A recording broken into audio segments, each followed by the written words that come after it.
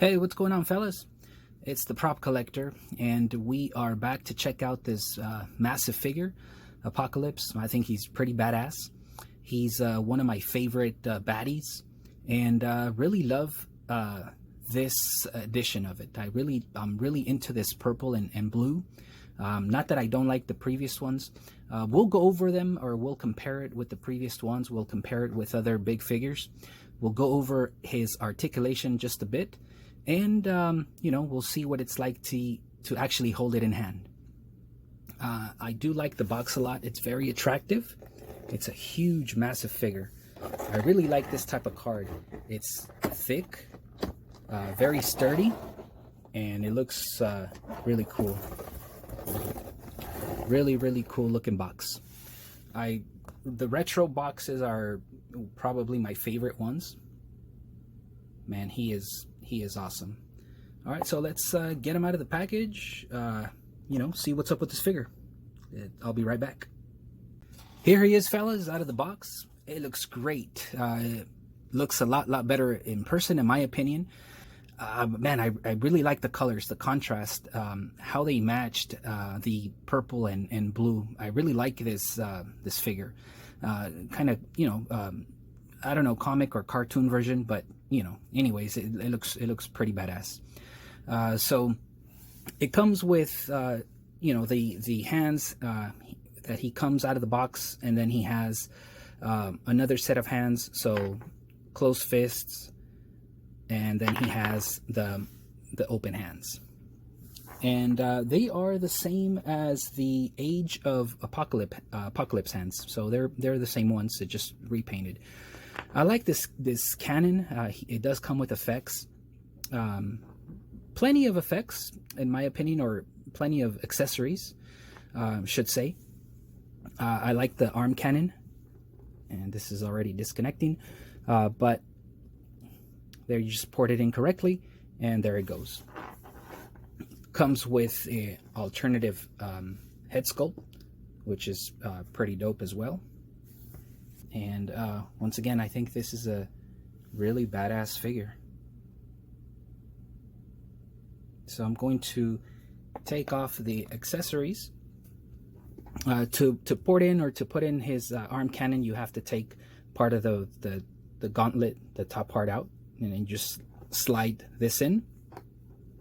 You know, no big deal, very easy. But before I do that, let's just take a look at the head sculpt. Check this out. This is a really dope head sculpt. And then the one that he comes with, or actually the other one, because I already tried both of them on and they look perfect. I like this one. This is my favorite one. Okay, and there he is with the other head sculpt. This one's pretty rad as well, but my favorite is the other one.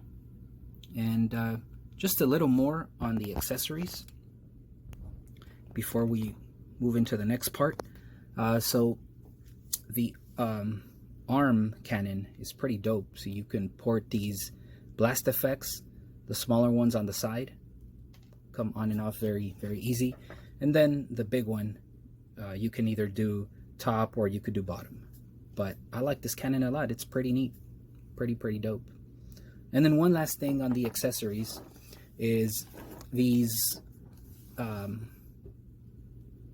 holes that go into, you know, from his gauntlets to the back of his waist.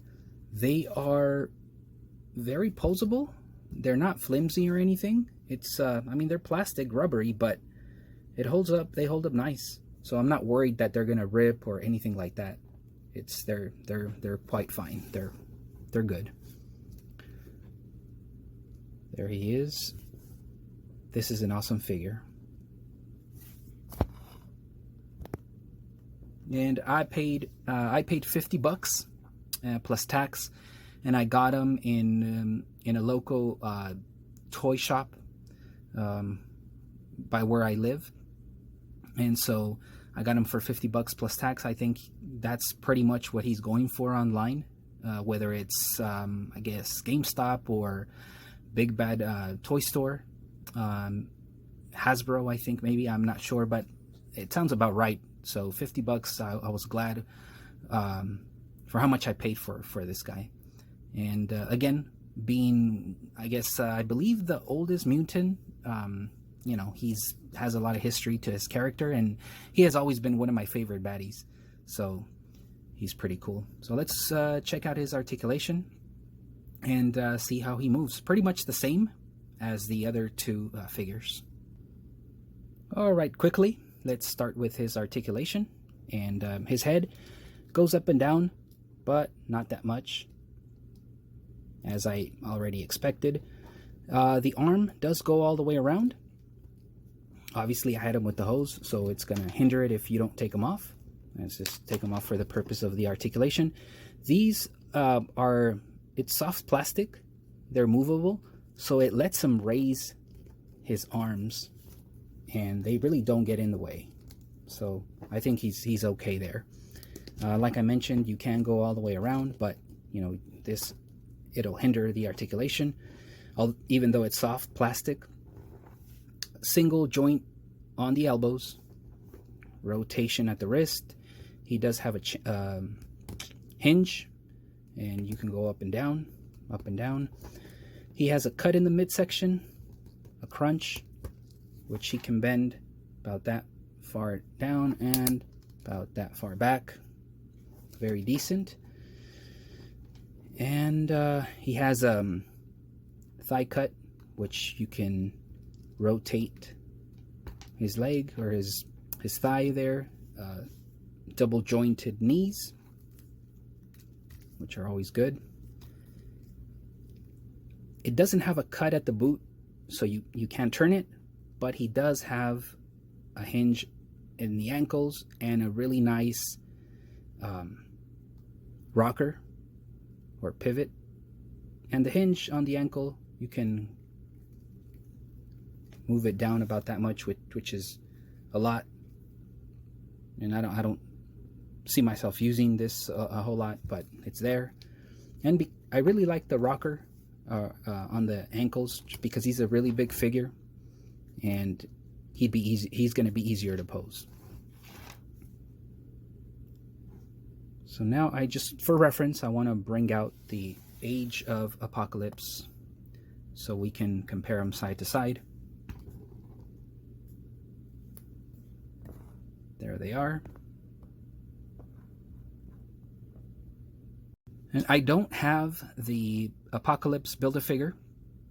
I am planning on getting him, and I don't know, I just been putting it off, but eventually I do want him. But man, I really like these both. I can't decide right now, at least. I'm kind of leaning towards this one, and I'm just saying that probably because he's new and I really like him, the aesthetics and all. But man, this Age of Apocalypse, I really love this figure as well.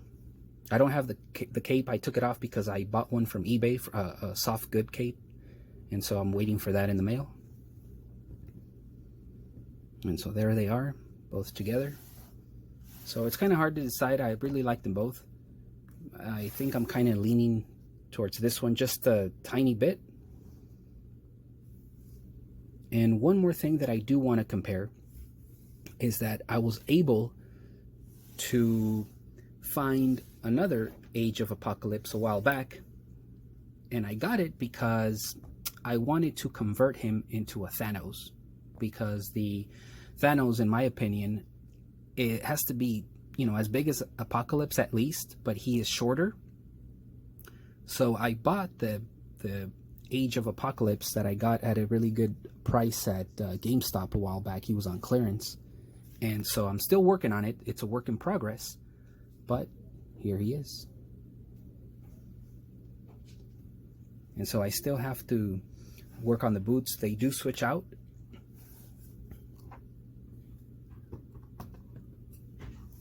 They do switch out, so I have to do that. So here is Thanos. But again, to me, Thanos is too short, and I wanted a Thanos as big as this one, as big as Apocalypse. So I just did a little bit of switching around. Boots are gonna think they're gonna be just fine. I just gotta also move this piece over to this side and you know, get rid of the red if I'm able to see it after I place this. But I think he's gonna work out fine, this Thanos.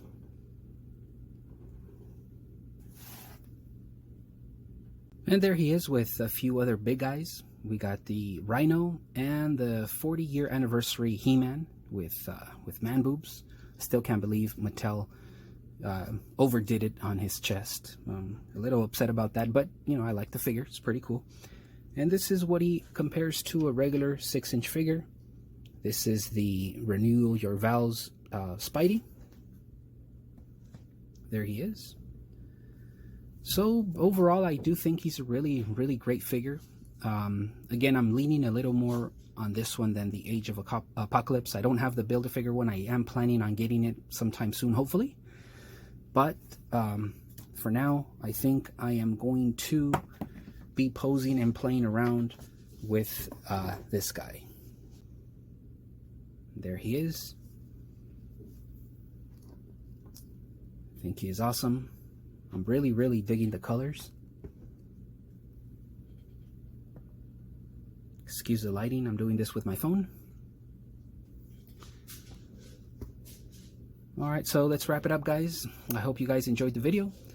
If you guys did like the video, you know what to do.